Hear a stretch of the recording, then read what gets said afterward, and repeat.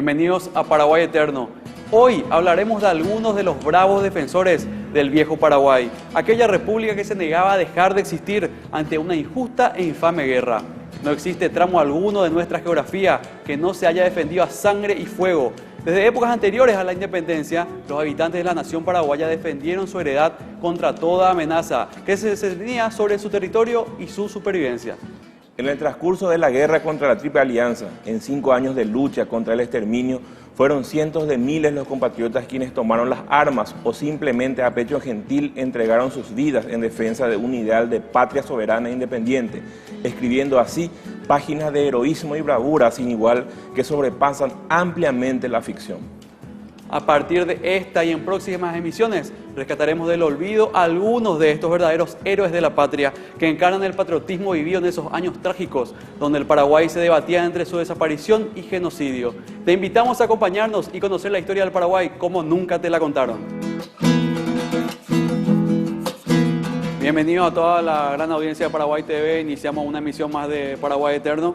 Hoy estaremos hablando de un tema muy interesante, muy apasionante también. Estamos hablando de los héroes del 70, este grupo de paraguayos que le tocó vivir una de las épocas más sangrientas y trágicas de nuestra nación y marcaron con patriotismo, bravura y arrojo, con mucho sacrificio, pasando ese lustro que duró la guerra de la Triple Alianza.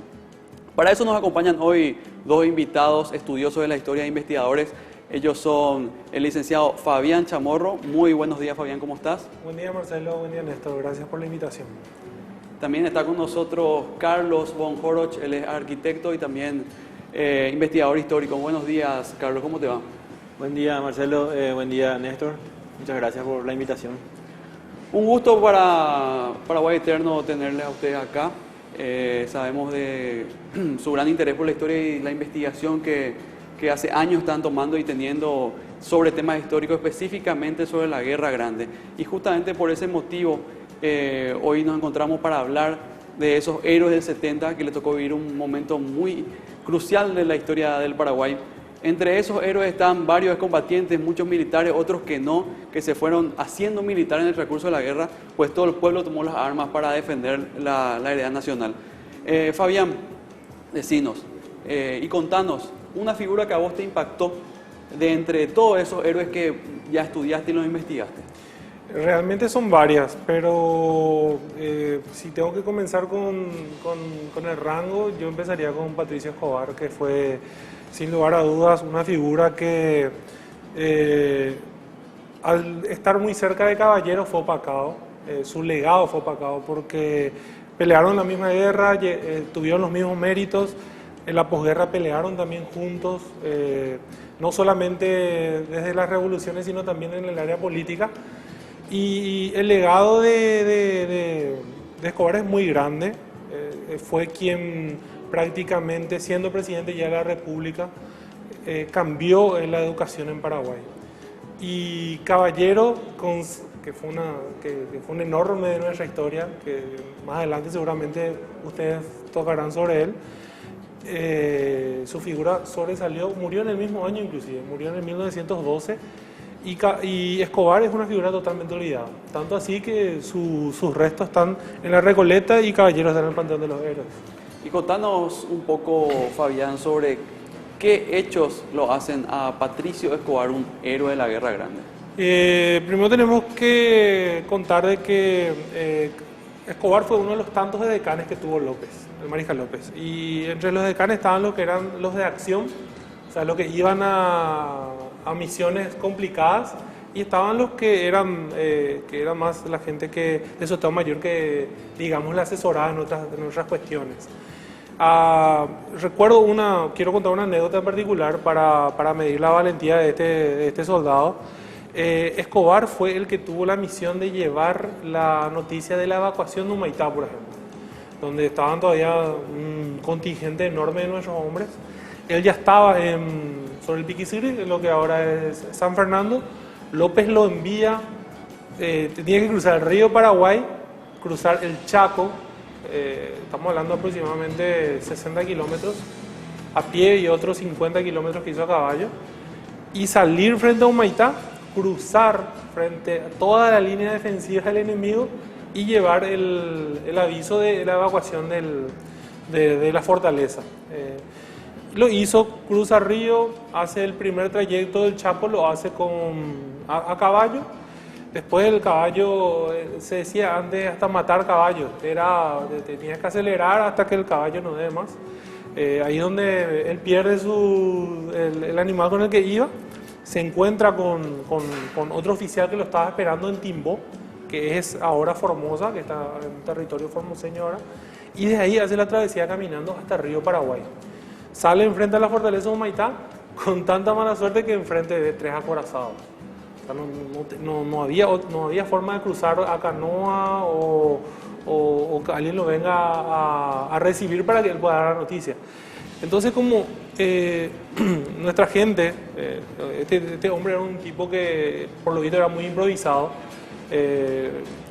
creativo es la palabra más que improvisado, vio la forma que tomaba el río en esa parte. Entonces comienza a armar con hojas secas, dice caraguatás, camalotes, arma una plataforma flotante con su compañero. Y se tiran al río, reman unos metros con la mano y se quedan atajadas esa plataforma. Y por el movimiento que hace el río los va llevando, mira, fueron 8 horas flotando en esa plataforma, en el que ellos además tuvieron que esquivar que el hermano, los guardias del hermano, el armado brasileño no los vean.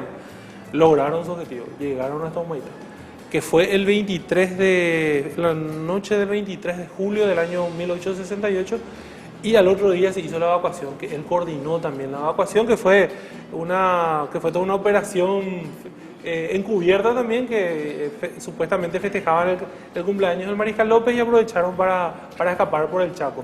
Esa fue una de sus misiones más arriesgadas. Hay una particularidad sobre la figura y personalidad de Patricio Escobar, que tenía algunos conocimientos de ingeniería. Era prácticamente el ingeniero del ejército. En varias misiones el Mariscal le encomendó diseñar algún tipo de puente o paso para que las tropas pasen. En este caso también hay un hecho trascendental en cuanto al heroísmo de Patricio Escobar, que fue el paso del Lupecuá. Fabián, ¿qué puede contarnos del paso del Lupecuá? Sí, yo creo que ese es el paso del estero del Lupecuá, creo que es su punto más alto de valentía. Estamos hablando de fines de diciembre del año 1868, la batalla de Loma Valentina, la batalla de 7 días.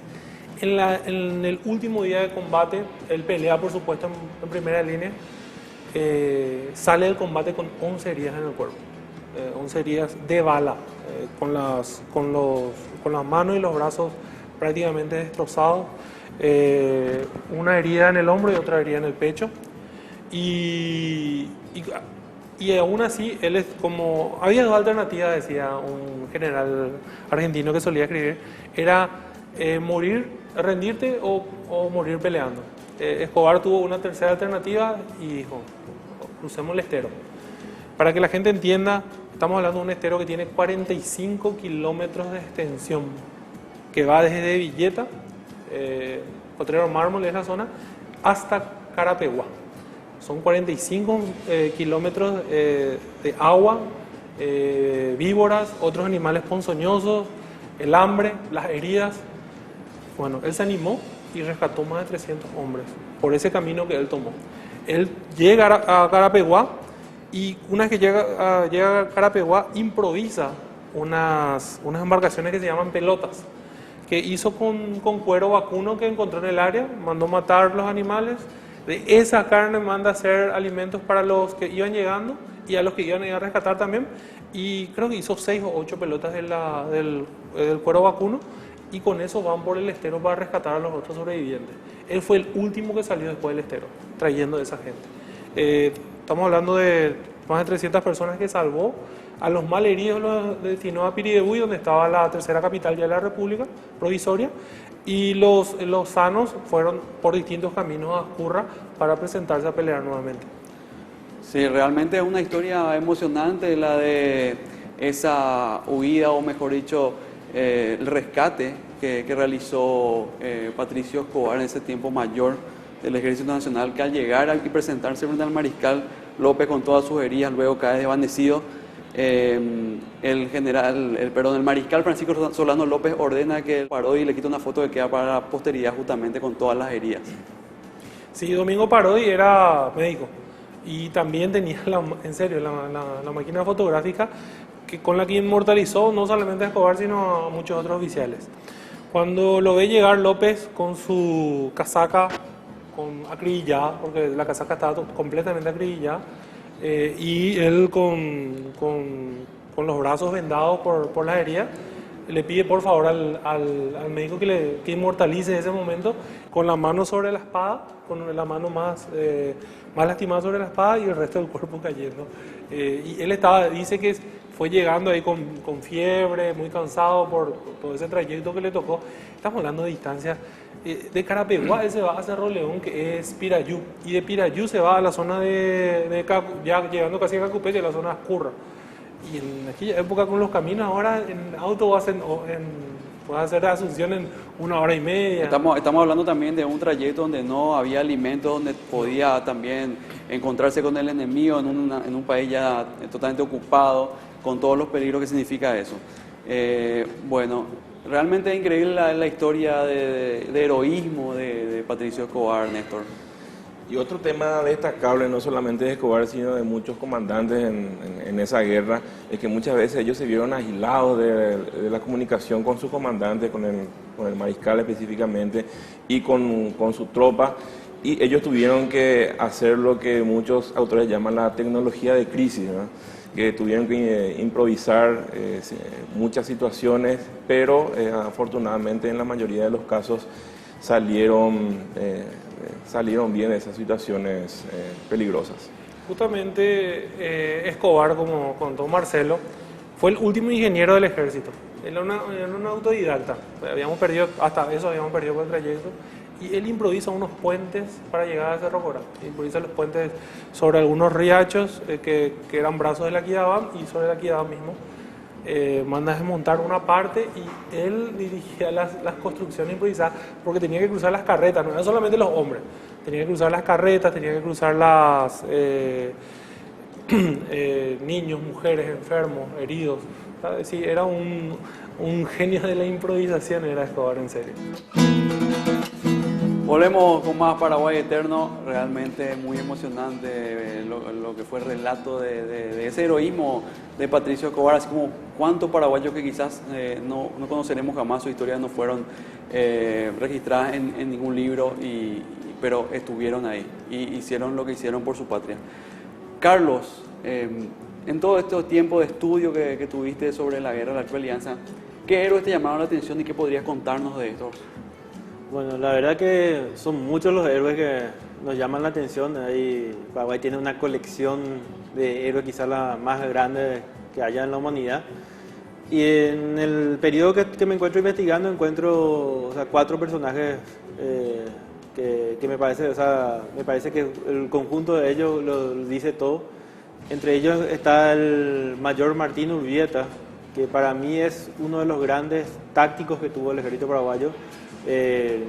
Junto con el general Díaz, Bernardino Caballero, yo lo ubico al mayor Martín Urbieta, que en realidad son tácticos. La gente se quiere expresar, quiere decir estrategas no es eso. Estratega sería el mariscal López, el estratega es el que maneja todo, y los tácticos son los encargados de ciertas campañas. Y el mayor Martín Urbieta, en ese momento, en el momento que la patria más le necesitó, tenía ese rango. Él había participado de la invasión, la invasión y recuperación en cierta parte del Mato Grosso, con la columna terrestre en ese momento, coronel Resquín. Él comandó una columna que atacó el fuerte de la colonia militar de Dorados, que era una posición brasileña que estaba asentada en un lugar donde no debería haberlo estado, porque había un acuerdo entre Paraguay y Brasil de que no se debía innovar esa zona. Era una zona en disputa, todavía no se había acordado a quién le pertenecía, ambos reclamaban ese espacio, y para no entrar en guerra se había llegado al acuerdo de que nadie iba a innovar, y sin embargo los paraguayos respetaban y los brasileños no.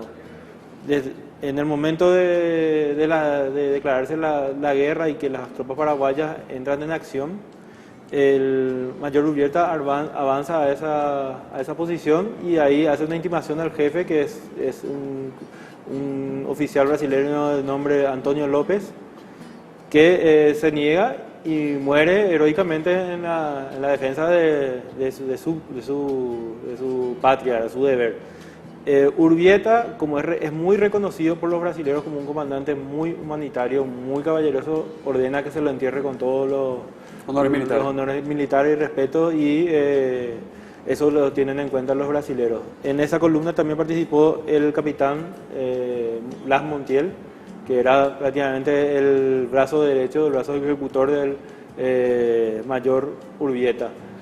Años después, 2 o 3 años después, en 1867, cuando el frente estaba estancado, el frente sur, el principal frente ahí alrededor de Humaitá estaba estancado y los aliados no podían avanzar, empezaba a haber nervios entre ellos, se decide abrir otra, o sea, se estudian varios frentes, uno por Itapúa, otro por el Alto Paraná y uno por el norte, en la zona del Lapa. Entonces el Brasil prepara una columna que sale desde Santos para llegar a actuar directamente entre la zona de Cuiabá. A mitad de camino se les ordena que actúen sobre el río Apa y intenten avanzar sobre Concepción para cerrar ahí el río y permitir que un refuerzo y una flota baje desde Cuiabá, y esa flota era una flota de pequeños vapores mercantes que tenían mucho temor de la Armada Paraguaya, que todavía contaba con el Tacuarí y otros buques. Entonces las fuerzas brasileñas tenían que tomar y cerrar el río con unos cañones. Ellos también traían unos 15 o 16 cañones del modelo Lafitte, era un cañón bastante poderoso, moderno. Los paraguayos no contábamos con eso, excepto 4 de esos que capturamos en Estero Bellaco. La columna brasilera de más o menos 2.000 hombres, no eran muchos, pero estaban muy bien armados, avanzaron y llegaron cerca del río Apa. Eso, el 3 de abril de 1867, una patrulla paraguaya descubre que esta avanzada brasilera y da parte al mayor Urbieta, que era el comandante de la Fuerza del Norte, que los paraguayos habían tomado toda esa zona, pero después, a falta de hombres para llevar al sur, se replegaron, porque la logística en el Mato Grosso es muy difícil, entonces también se replegaron a Concepción y mantuvieron puesto de observación sobre el Lapa. En ese momento él avisa y bueno, Urbieta hace lo que corresponde, envía al mariscal López a Paso Pucú el informe. Ahí el mariscal designa nuevamente a Blas Montiel, que en ese momento se encontraba en Paso Pucú, que acompaña a su antiguo jefe a batir a las fuerzas que invadían. Y le envía una forma, el mariscal le envía cómo debía actuar Urbieta, ¿verdad? Le envía, llegan a Concepción los refuerzos y salen al encuentro de las fuerzas brasileñas hacia el Lapa.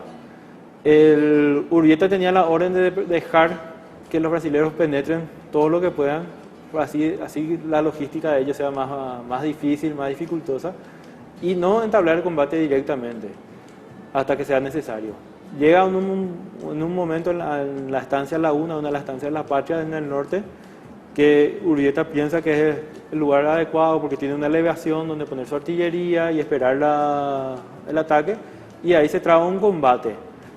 La parte brasileña, la historiografía brasileña, ellos declaran una victoria en ese combate, pero ahí hay algo que no concuerda, porque a partir de ese combate ellos se batieron en retirada. O sea que la lógica dice que los paraguayos que sufrieron una derrota o de última sufrieron una victoria pírrica, que es cuando tienen una victoria y sufren demasiadas bajas que no pueden explotar con éxito. Tienen que retroceder. Y a partir de ahí van retrocediendo. Y Urbieta practica una notable y perfecta guerra de guerrillas, hostigando a la columna enemiga. La columna enemiga marchaba en cuadros, protegidas, o sea, tenían su caravana, había civiles, su ganado, todo dentro del cuadro, y ellos iban defendiendo. Eso los paraguayos lo atacaban desde todos los puntos. Así lo estuvieron hostilizando hasta el Lapa. Ahí llegaron los brasileños, tuvieron que hacer un puente para poder pasar sus carretas. Pasaron al otro lado Y en un punto Urbieta decide atacar de manera directa por última vez con la intención de despojarle del ganado. Atacan, los brasileros se defienden en cuadro, es un combate muy reñido, muy sangriento, y los paraguayos logran su objetivo de sacarle el ganado a los brasileros.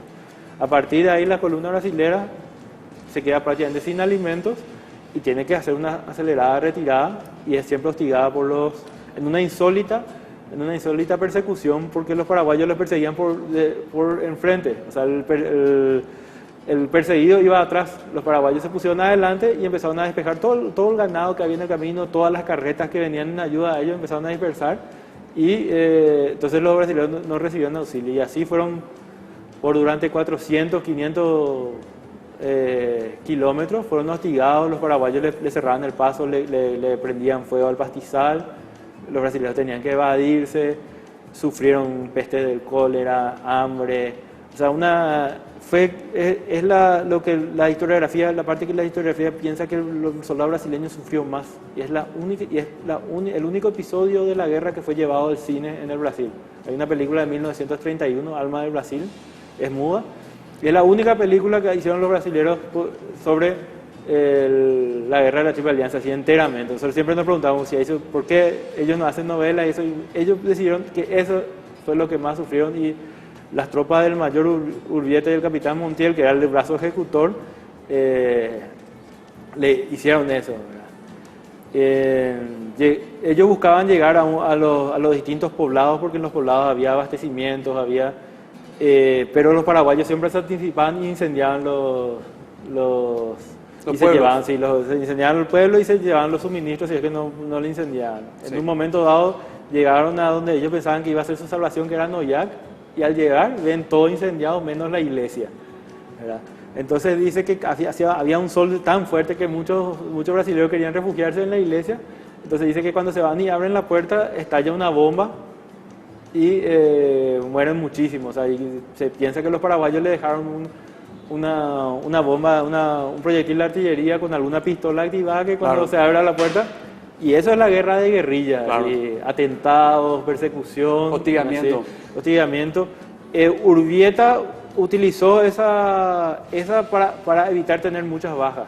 Como los paraguayos ya tenían que cuidar sus hombres, porque no tenían esa capacidad de reposición de tropas como tenían los brasileños, entonces él decide no concentrar sus hombres para un ataque frontal. Es solamente un ataque indirecto. Perfecto. Y quedó relatado, hay un brasilero que se llama Taunay, el vizconde de Taunay, que participó de esa columna, él se salvó, era uno de los ingenieros que vino con el ejército brasilero, y él escribe unas cosas muy así, impresiones muy fuertes. Por ejemplo, a la columna brasilera le acompañaban los indios del Mato Grosso, que eran indios guaycurúes, que tenían un odio tremendo ancestral, primero hacia el español y luego hacia el paraguayo, y también hacia el guaraní. Entonces la suma de sus enemigos era el paraguayo. Claro. Entonces y dice que cuando caían los jinetes paraguayos, pues mayormente de caballería eran los paraguayos que actuaban ahí, dice que cuando caían los descuartizaban. Y como pasaba eso, dice que los jinetes paraguayos venían con el lazo y a sus caídos, sean muertos o heridos, dice que le enlazaban y los retiraban para ponerlos a salvo, para no permitir esas barbaridades. ¿Qué anécdota es esa, Néstor? Sí, es impresionante el heroísmo que mostraron ellos, ¿verdad? Pero lo más importante, como lo dijo Carlos, es que tácticamente ellos cumplieron con el objetivo de detener el avance del enemigo por el norte del Paraguay, y así impidieron que se abra otro frente de batalla. Entonces ellos cumplieron cabalmente su objetivo con las precariedades de esa época inclusive. Entonces se ingeniaron debidamente como para cumplir las órdenes del mariscal. Carlos, ¿qué otro héroe te llamó la atención? Porque acá estamos hablando de dos soldados paraguayos, oficiales, que cumplieron misiones ya en la etapa ofensiva y la etapa defensiva. Sí. ¿Cómo terminan estos dos soldados paraguayos en la guerra? Bueno, estos dos soldados paraguayos, o sea, antes que nada, son los responsables de la única campaña defensiva victoriosa que tuvimos, ¿verdad? Pues nosotros tuvimos campañas ofensivas victoriosas en el Mato Grosso, las del sur no fueron no tuvimos esa suerte. Y después la única campaña defensiva ganada fue esta. Sobre el capitán Blas Montiel tengo, o sea, registros de que luego fue ascendido a mayor. Y sobre el Martín Urbieta no tengo mayores, hasta ahora no encontré mayores datos, pero sé que ambos tuvieron la suerte de sobrevivir al conflicto.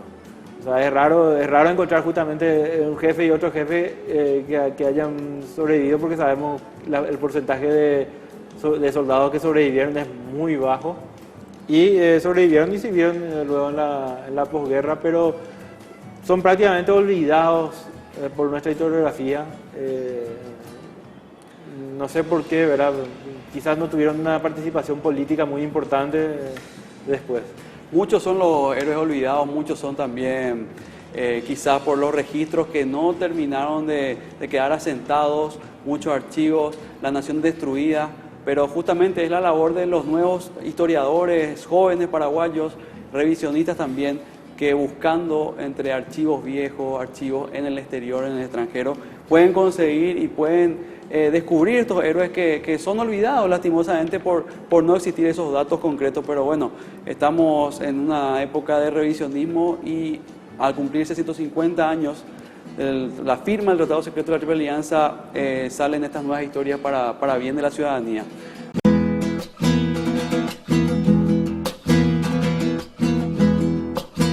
Otros héroes también, soldados, pueblo entero, que quedaron registrados en la historia.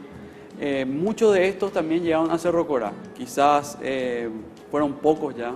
Recordemos que el Mariscal López llegó ya con los restos de su ejército prácticamente ya sin armas, sin alimentos. Igualmente muchos sobrevivieron, quizás por obra y gracia de algún milagro que ocurrió, porque finalmente las tropas brasileñas terminan prácticamente ejecutando a todos los sobrevivientes. Igualmente, muchos de estos que sobrevivieron y pasaron a Cerro Corá, llegaron con vida a Cerro Corá y sobrevivieron a esta última refriega, posteriormente tuvieron mucha importancia y mucha intervención en lo que fue la posguerra en el Paraguay.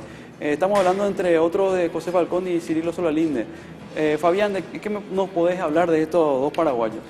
Bueno, don José Falcón tuvo una amplia trayectoria al servicio público, ya desde la época de don Carlos Antonio López.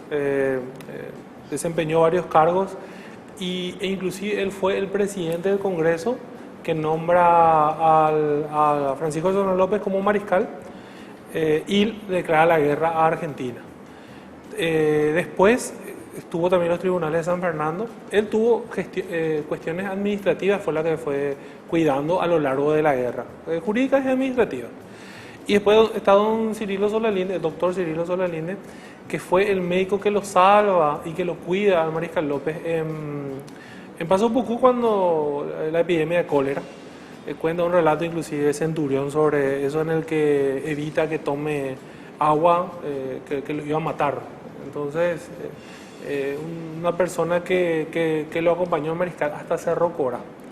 Él peleó en Lomas Valentinas como pelearon casi todos los hombres que estaban disponibles en Lomas Valentinas, porque fue un cerco y había que defender la posición a todo trance y como todos tenían rangos militares, Falcón tenía un rango militar y Solalinde creo que cuando Lomas Valentinas tenía rango mayor, y enfrente un batallón de infantería va a las cargas contra los brasileros. O sea, se lo encuentra combatiendo también a él. Los dos llegan a Cerro Corá. Injustamente puede ser por rencillas políticas, porque él se metió mucho en el Partido Liberal, fue uno de los fundadores del Partido Liberal, además fue el presidente de la asamblea que crea el Partido Liberal. Lo trataron de que fue uno de los que desertó para entregarlo al Mariscal. Después de haber leído la memoria de 23 combatientes de la guerra, muchos de ellos que llegaron a Cerro Corá, puedo decir con propiedad de que él no fue el desertor. El desertor fue Silvestre Carmona, el coronel Silvestre Carmona, quien mostró el paso, cómo podía llegar por las espaldas de Cerro Corá y entrar al campamento de López. A Cirilo Solalinde lo que le pasa es que se extravió Él le pidió permiso al mariscal para ir a buscar frutas o raíces para poder consumir. Justamente por eso el mariscal lo había enviado a Caballero fuera del campamento para que busque ganado. No había comida. Solalinde le pide una autorización al mariscal, el mariscal le da la autorización y se adentra en los montes, se pierde, se extravía. Está todo el relato. El extravío, está todo documentado, lo que estoy diciendo está todo documentado. La forma en que él se extravió, cómo estuvo vagando durante casi 20 días por la zona de la Mambay hasta que choca contra una avanzada brasilera. Él y sus compañeros no dan datos algunos porque si se habían perdido, ¿cómo iban a saber cómo llegar? Entonces, injustamente acusado en su momento de que él fue el que nos entregó a Alo. Vamos a la posguerra. Se vuelven parientes. Solalinde se casa con la hija de José Falcón. Estamos en el año 1872, enero, en donde Brasil comienza ¿cómo se dice?, a pasar por encima de su aliado, Argentina, con respecto al tema del tratado. El tratado secreto decía que, de la Triple Alianza, decía que ellos no iban a negociar por separado jamás. Bueno, Argentina salió de las negociaciones, Brasil vio el momento de negociar. ¿Quién era el canciller paraguayo? Era José Falcón. El gobierno paraguayo, en la cabeza del presidente Salvador Jovellanos, pone como negociador a Carlos Loizaga. ¿Quién es Carlos Loizaga? Uno de los mayores promotores de lo que fue la Asociación Paraguaya, después la Legión Paraguaya, y que inclusive 17 años antes de que explote la guerra, le había pedido a Rosas que invada Paraguay para anexar la Argentina. O sea, estamos hablando de un tipo entreguista, pero al extremo.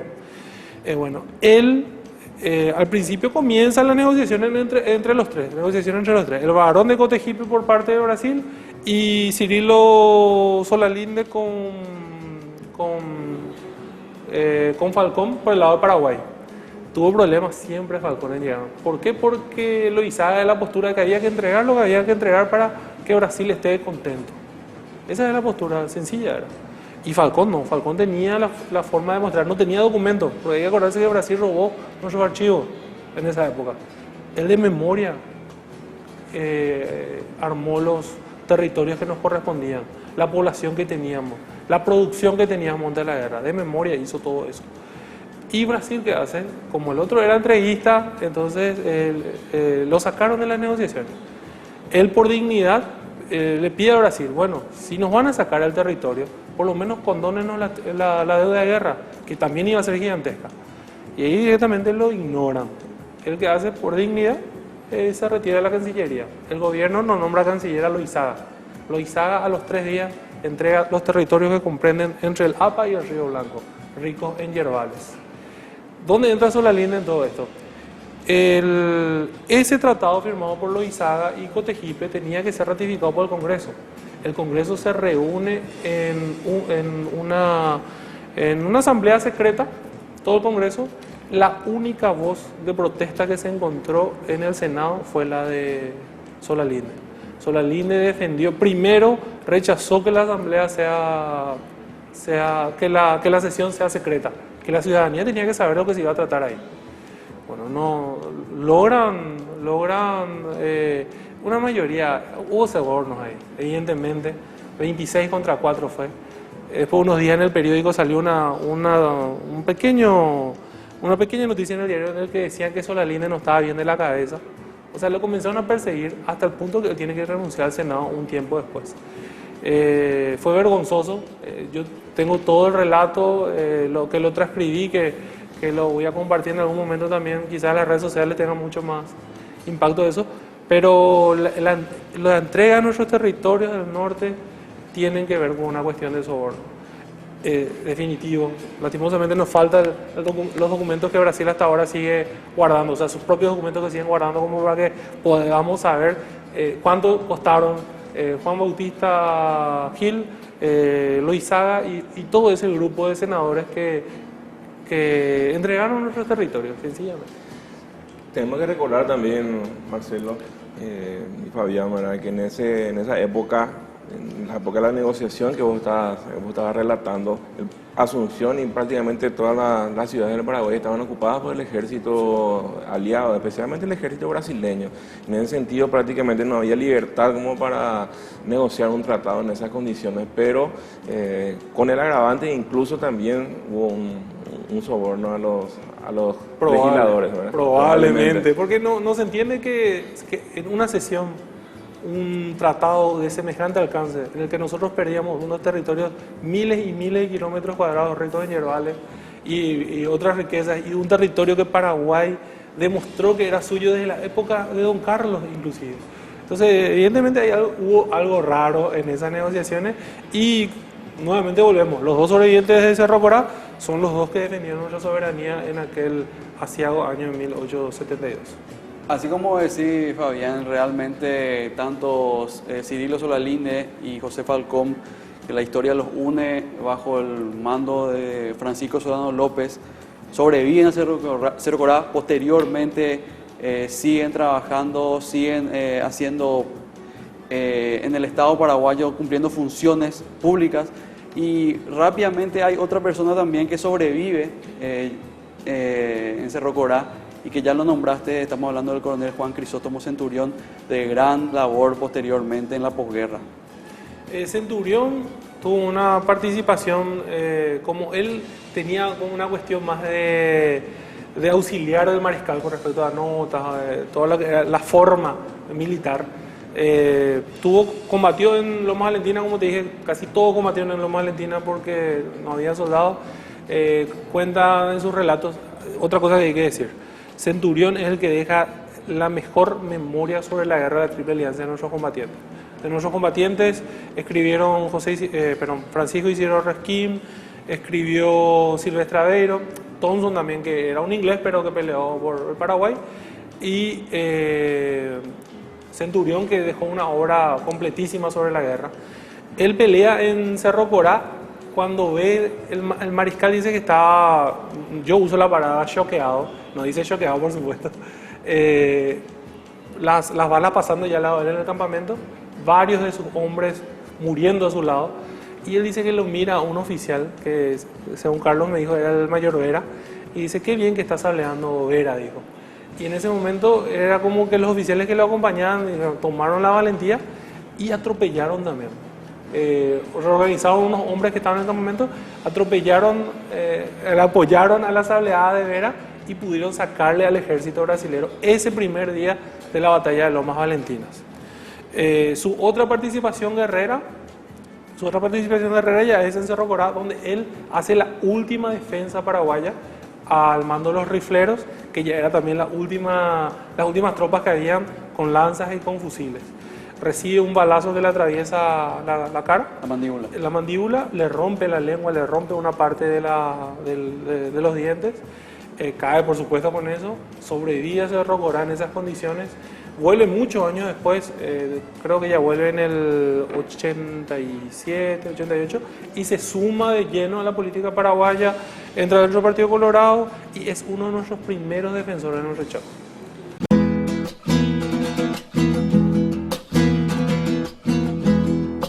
Estuvimos hablando y estuvimos escuchando el relato de muchas historias guerreras, no solamente incluso dentro del ámbito militar mismo, sino del ámbito político también, donde antiguos soldados guerreros del Mariscal López posteriormente defendieron a la patria también en el aspecto político en la posguerra. Pero vamos a hablar también rápidamente de una figura de dos paraguayos que estuvieron en ciertas participaciones en hechos bastante llamativos. Hablando un poco, por favor, Carlos, de José Tomás Tigarrá y Pedro Segovia. Bueno, José Tomás Tigarrá no era militar, pero así como el resto del pueblo paraguayo que no había abrazado las armas, no había entrado al ejército, en su momento tuvo que acudir al llamado de la patria, a defender la patria.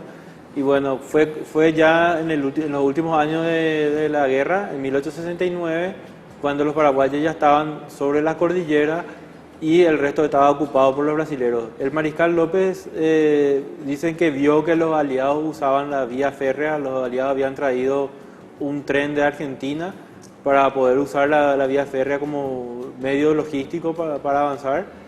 Y dice que esto irritó mucho al mariscal López porque él sabía lo que esa vía había costado tanto trabajo en la época de su padre, en su propio gobierno. Ellos habían invertido mucho para hacer que Paraguay pueda contar con ese importante recurso, y dice que se irritó cuando vio que el enemigo estaba usando. Entonces planeó que se haga algún atentado contra el ferrocarril aliado, y de esta forma llamó al maquinista José Tomás Astigarraga, que era un maquinista asunceno, para que prepare algún tipo de atentado contra los aliados. A Astigarraga también le pusieron también como compañeros para el sabotaje un grupo de fusileros bajo el mando del alférez Bedoya. Astigarraga, aprovechando la noche, se dirigió entre la línea de Paraguarí a Cerro León, que era muy usada, y en la zona de Cerro Peró introdujo unas cuantas bombas de cañón modelo Whitworth, que eran balas capturadas al enemigo, o sea, capturadas, se dice, a los proyectiles que caían y que no explosionaban. Entonces los paraguayos lo aprovechaban y lo usaban contra sus antiguos dueños. Y había una cierta partida de un buen tamaño, de 150, que aprovecharon para ponerla en el ferrocarril. La pusieron de forma perpendicular y pusieron un caño con pólvora y con un embolo que actuaba sobre un fulminante que haría estallar la carga cuando pasen encima las ruedas del ferrocarril. Pusieron eso en la noche del 24 de junio. Entonces el 25 de junio a la mañana pasó el ferrocarril y no explotaron las cargas. Entonces nuevamente, esperando esa noche, volvió a acercar Astigarraga al lugar, cambió la posición, puso más o menos como la bomba ya prácticamente medio sobre el riel, y dice que al día siguiente pasó el ferrocarril y detonó las bombas, pero el ferrocarril continuó marchando sin problemas, pero se asustaron todos, hubo un susto tremendo. La explosión se escuchó en Ascurra y se celebró como un éxito el atentado. Eso fue el 26 de junio. El 3 de julio nuevamente se vuelve a aprobar, se prueban con más carga. Prácticamente pasa lo mismo, ocurre el atentado, se asustan y los aliados tienen que extremar recursos para empezar a recorrer la vía del ferrocarril, y dicen que encontraron después otra que desarmaron, y inclusive también los paraguayos estaban intentando cerrar uno de los puentes así, y tuvieron que, si bien estos no fueron atentados infructuosos, pero estas cosas hacían que los aliados tengan que perder tiempo haciendo otras cosas, y hay que rescatar este técnico civil, ¿verdad?, que participó en una operación comando. No encontré registro de que él haya participado en el combate del tren, que fue del 10 de abril, anteriormente, que alguna vez tenemos que hablar del combate, sí. Interesante combate. Y bueno, esta era la forma que había que pelear, se buscaba cualquier forma para pelear, o sea, la creatividad. Y luego queda el teniente Pedro Segovia, que es el último comandante que logra una victoria sobre el ejército enemigo el 23 de febrero de 1870. Él, con una partida de 14 paraguayos jinetes, llegan a un sitio denominado Yatebó, estaban de exploración, y traban combate con una fuerza similar que estaba a cargo del alférez Nacentes de Azambuja. Él logra la última victoria, pero también Pedro Segovia al parecer murió en esa acción. Bueno, vemos cómo la improvisación, la imaginación ya eran parte esencial del pueblo paraguayo, que hacía de todo para una defensa ya prácticamente inútil, pero defensa al fin por la heredad y soberanía patria. Fabián, hay un personaje muy interesante que quizás hoy no podamos hablar in extenso, no obstante ya está comprometido para una próxima emisión de Paraguay Eterno, pero quiero que nos hable de Florentino Oviedo.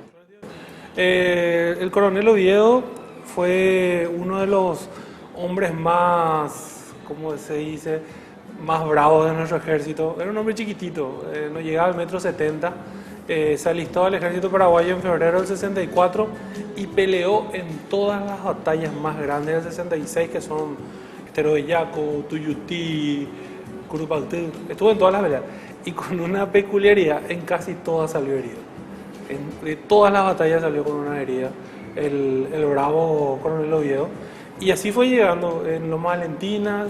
Él peleó también en las batallas, las 3 batallas grandes de diciembre del 68. ¿Cómo sobrevivió a todo eso? No sé, porque siempre estaba en primera línea. Justamente él termina mal herido en Lomas Valentinas.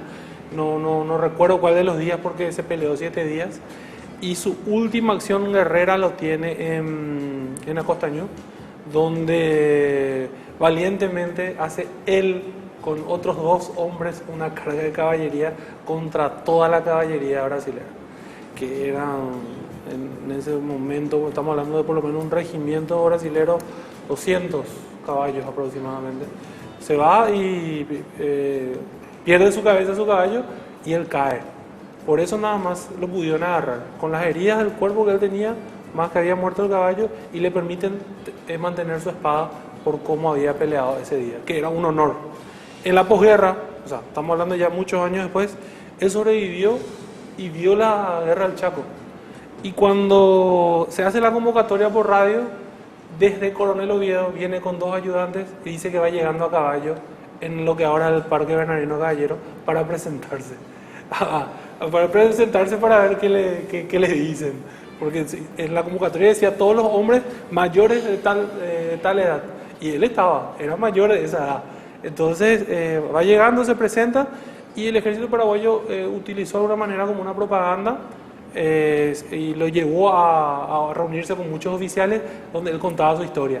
Y lo que siempre decía era, no tengan miedo, una vez que entren en el combate, si ya les agarra la bala, se van a morir, no se preocupen. Si no, van a vivir y van a pelear otra vez el otro día, que fue lo que le hizo en la guerra de la Triple Alianza. Una historia única y emocionante, la del coronel Florentín Oviedo, que realmente emociona. Yo creo que se lo llama y se lo dice como el excombatiente de las 2 guerras internacionales que tuvo el Paraguay, y lleva, pero de manera muy justa y un gran homenaje, la ciudad de Coronel Oviedo su nombre. Néstor, estamos culminando una emisión más de Paraguay Eterno. Sí, y en esta programación hablamos de varios héroes que muchas veces son olvidados por nuestra gente, por nuestro pueblo. El objetivo nuestro es realmente hacer que el trabajo de ellos y el sacrificio de ellos se conozca. Entonces creo que fue muy satisfactoria la programación del día de hoy. Así es. Muchísimas gracias, Fabián, por acompañarnos hoy. Gracias a ustedes por la invitación, muy ameno el programa, en serio. Gracias, Carlos, por estar con nosotros. Gracias, Marcelo, gracias, Néstor, por esta oportunidad de hablar de nuestros héroes. Así es, un programa muy corto para hablar de todos nuestros héroes. Esperemos tener la oportunidad en otra programación de hablar de más de nuestros héroes y obviamente de lo que más nos interesa, que es la historia del Paraguay, y acá por Paraguay TV, como nunca te la contaron. Hasta entonces.